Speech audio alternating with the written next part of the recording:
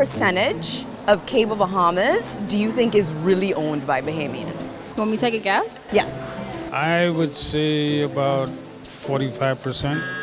I'll say 80%. 80%. Okay. 30%.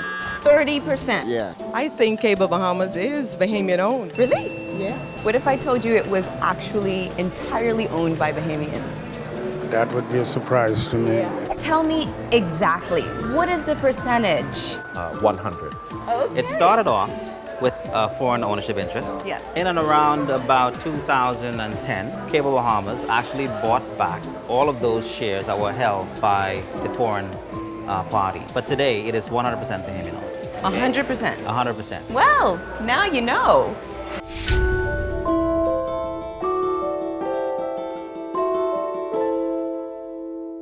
Good evening, Bahamas. You're tuned into MB12 Weekend. Coming up tonight in news, a woman killed outside her home. The National Insurance Board cracking down on cases of fraud. Plus, why are all these adults all dressed up in school uniforms? I'm Paige McCartney. We've got those stories and more straight ahead on MB12 Weekend.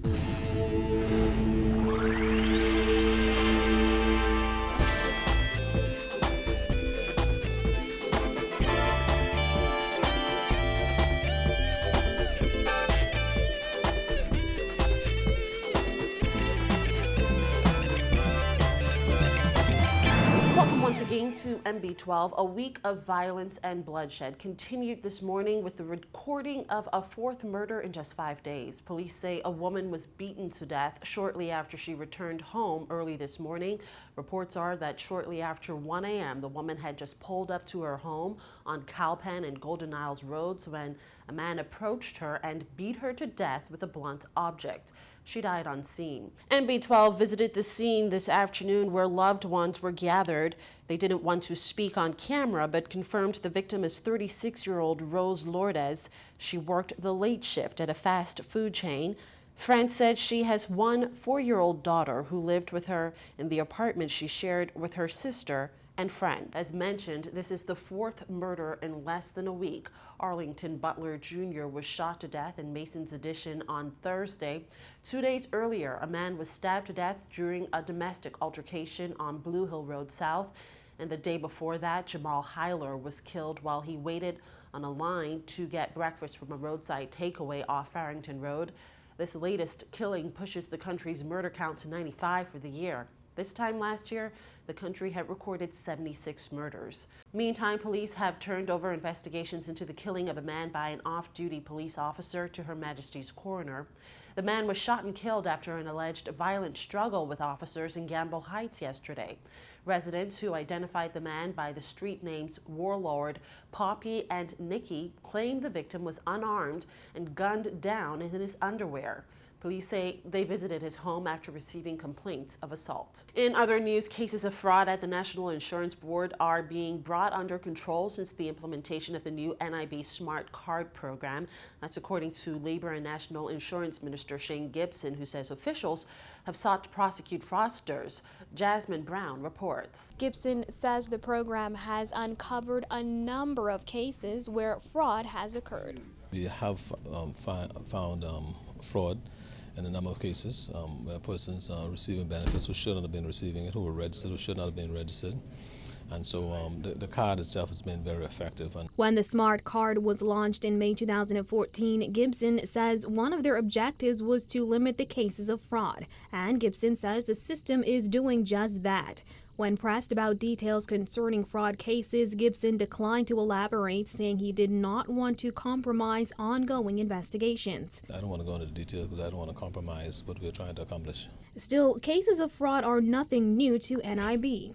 Just last week, a former NIB employee was arraigned in the magistrate's court accused of theft and fraud of more than $35,000 after allegedly falsifying entries in NIB's records between October 2009 and March 2015. In 2012, NIB fraud investigators highlighted the issue during the Institute of Internal Auditors seminar in June. At the time, fraud officer Emmanuel Butler said NIB pays out more than 5% of its revenue to fraudulent claimants.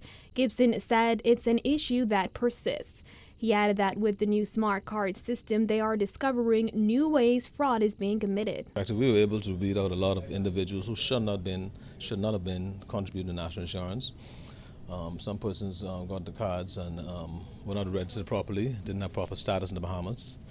And so that card is a way really to track better all of the contributors to national insurance, and it's been very effective so far. Meantime, NIB officials are still in the process of implementing the system. The $400,000 initiative includes replacing the existing national insurance paper card with a plastic smart card that looks similar to a driver's license. The launch of the new card is a part of the insurance administration system.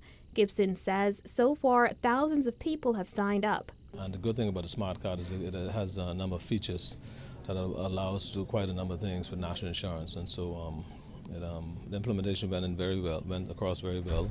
Reporting for NB12, I'm Jasmine Brown. Well, the latest consumer price index for the month of May, recently released by the Department of Statistics, shows only a minimal increase in the cost of breadbasket items.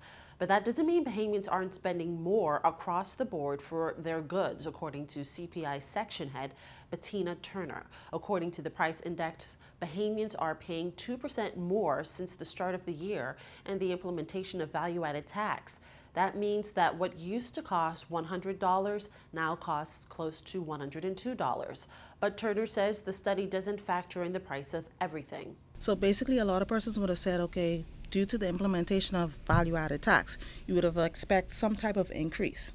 Definitely there was increases in certain items, but what you have to also remember, when we're collecting prices for the prices unit, we are not collecting prices for everything in the food store. So basically it deals with the average consumer. So we have a basket of goods. So for instance, we might have our rice, we might have our grits, etc. Following the implementation of VAT in January, inflation rose to 2.2%. Economic analysts have called the rise mild, considering the 7.5% tax implemented on goods and services across the board. Turner said she estimates the cost of items will continue to fluctuate as various markets sort through changes. When our field officers go into the store, it's basically, let's say it's a certain time period basically at the beginning, and you would notice a lot of food stores, for example, run a lot of specials. So basically when we're collecting prices for food stores, it's based on, let's say, if we go for that week. So for instance, you might see a lot of persons were concerned about eggs, for instance. I'll use that for an example. Like for the first week, you might have seen eggs basically for $2 and something cents. And then the following week when you went inside the food store, eggs were now $4.20 something cents. So it was like this was a huge drastic increase. So yeah, so basically you would see prices fluctuating in the food stores, and at the same time you'll see that fluctuating in our consumer price index. Well, weeks after Bishop Simeon Hall insisted CLECO policyholders be put on the back burner following the Baha Mar crisis, another outspoken religious leader is calling for the exact opposite.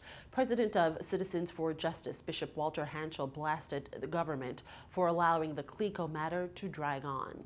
I'm advised that they were not even considered in the budget. My God. What do people have to do to get justice in this country? It is time now for the government to stop playing with our people, with the Bahamians. Policyholders have waited for 6 years to cash in on their policies since the company was liquidated in February 2009.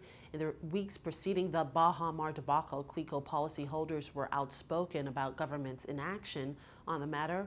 In June, more than 100 of them protested outside of the House of Assembly, demanding government move to resolve the matter. But Hall said considering the thousands of jobs at stake, it was not the time for CLECO policyholders to put pressure on government. Hanschel disagrees, saying the time to close the chapter on CLECO is now. It seems as though the foreigners have all the rights in our country, and the Bahamians suffer, and their cries go unanswered. We need resolution for CLECO. We need resolution. There were approximately 13,000 Bahamian policies when CLECO was liquidated. Stay with us when NB12 returns. A long-standing healthcare industry practice celebrates 30 years. We'll tell you about that and other stories when we come right back.